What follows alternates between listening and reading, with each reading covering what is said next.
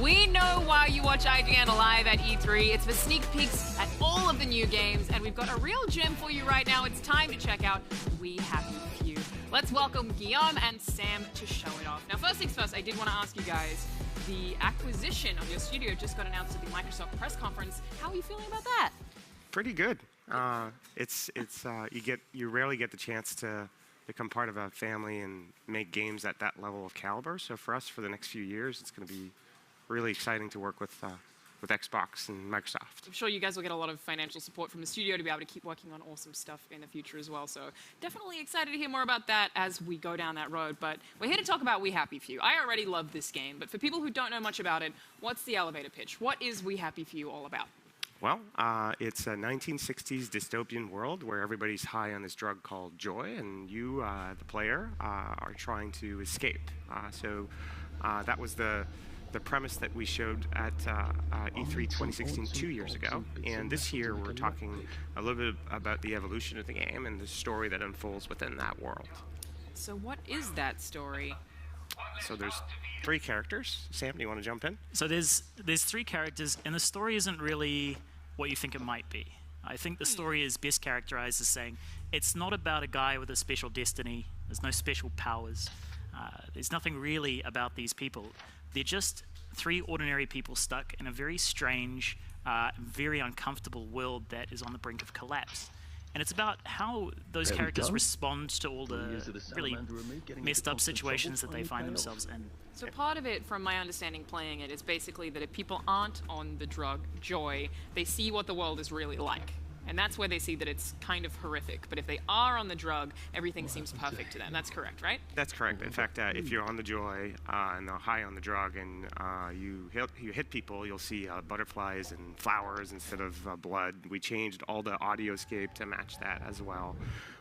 But it was really, on the intent of creating a world that was interesting to the players. We wanted to tackle that topic, allow the player to experience what the citizens of the world are experiencing while being on the drug, but also having a very clear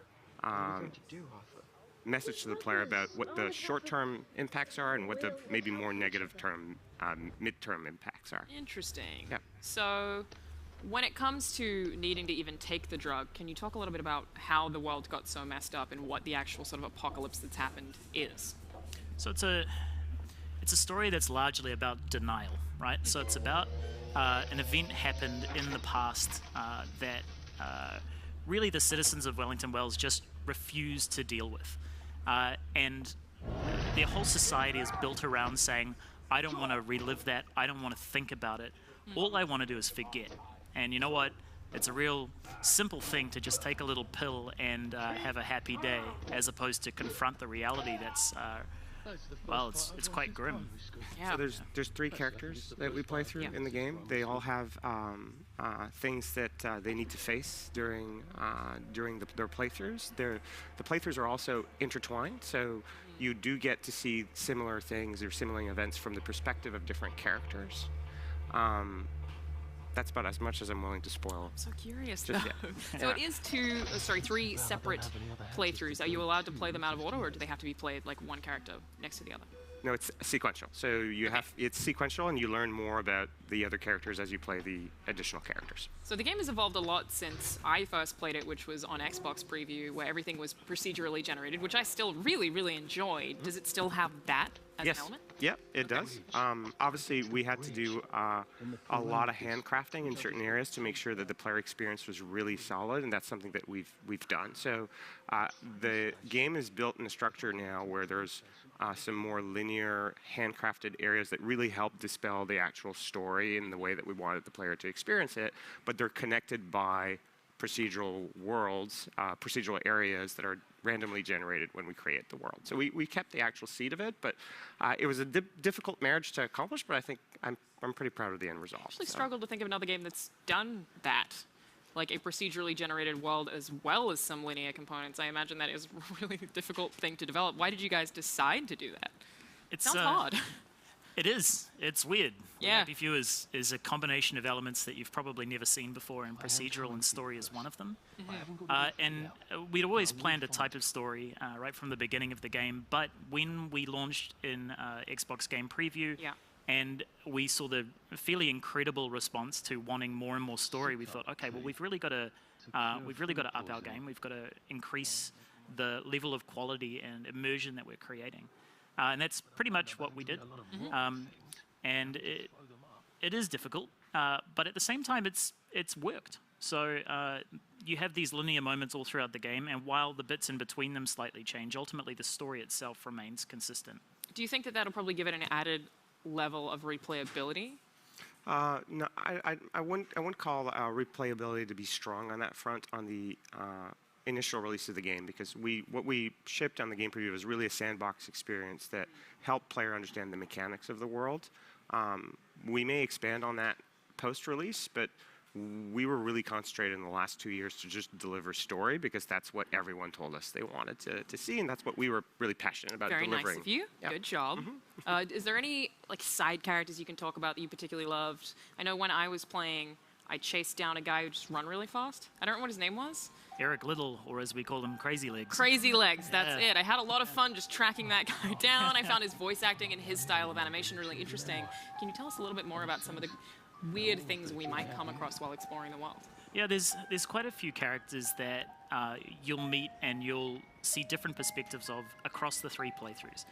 Crazy Legs being one of them. You'll see him again in a later playthrough, and his story is slightly different. But we've got a range. Does he still have crazy legs? He's struggling a bit more in the later sections, but no, I know you can only run so fast for so long. But yeah, you've got a range of great little characters. Johnny Bolton, the crazy treehouse shopkeeper who thinks the whole world is a conspiracy and out to get him. He's been pretty popular. We like him. We have a pretty good cast of supporting crazy characters. That's what I want to hear. Yeah, but I think what's interesting is the moments where you meet the other playable characters and the relationships that you see from both sides.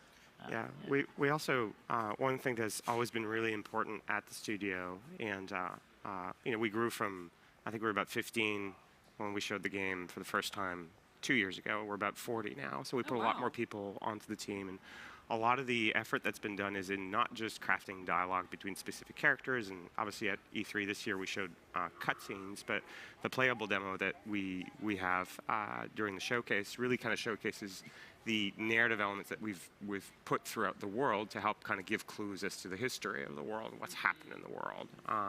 And that's something that we've spent quite a bit of time crafting, both in the procedural sections and in the kind of more linear story-driven sections. Can you tell me a little bit about these 3 characters, what their names are and who they are?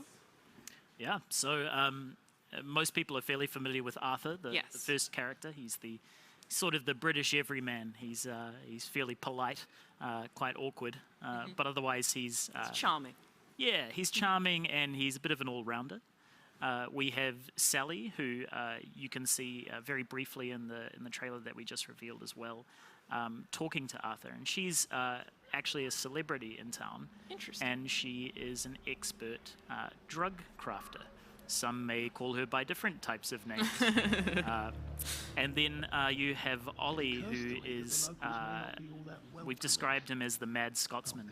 And he's the man that's very much out of time, out of place, who sees the world. But he's really not all there.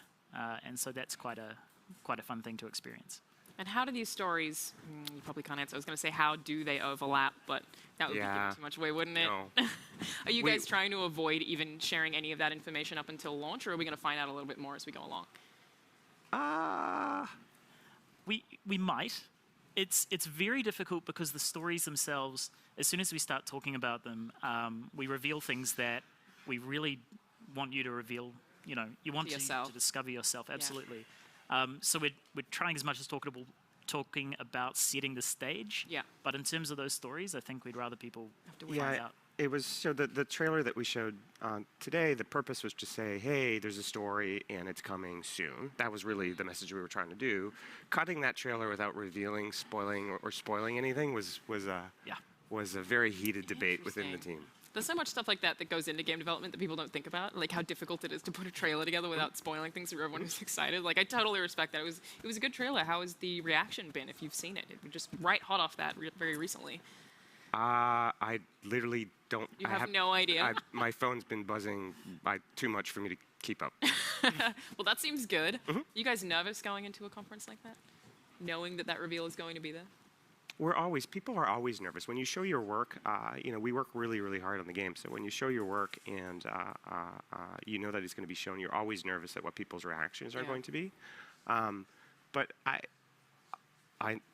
think the story's good. So I hope that doesn't sound pretentious, but No, not at all. I'm quite proud of it, of what we've built, and I'm way more curious to see what people's reactions at launch will be.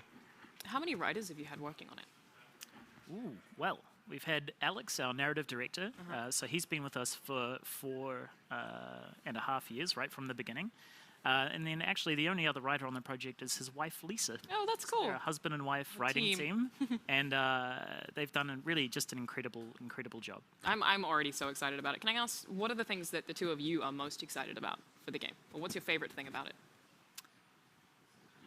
Putting you on the spot here. Okay. I think we touch on very serious and current topics in the game, and I think we do it in a tasteful way. I imagine and that's I hard think to do.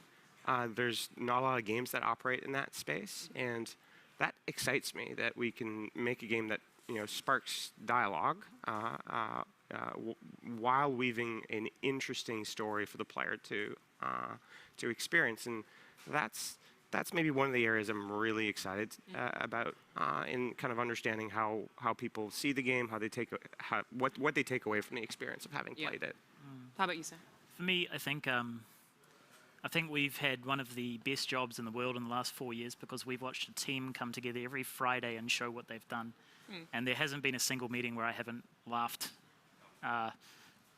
maybe cringed a little bit occasionally, but mostly it was just really just outstanding. And watching people experience those moments that we've seen, I think is going to be the thing I'm most excited about. I can't wait to do it myself. I really love the style of this game, and I think a lot of people that I've seen seem really excited about it as well. So congrats, and thank you guys so much for joining us on the live show today. We really appreciate it. Thank you. Time for a break, but don't go anywhere. IGN is coming back with an inside look at all the secrets EA revealed at their press conference right after this.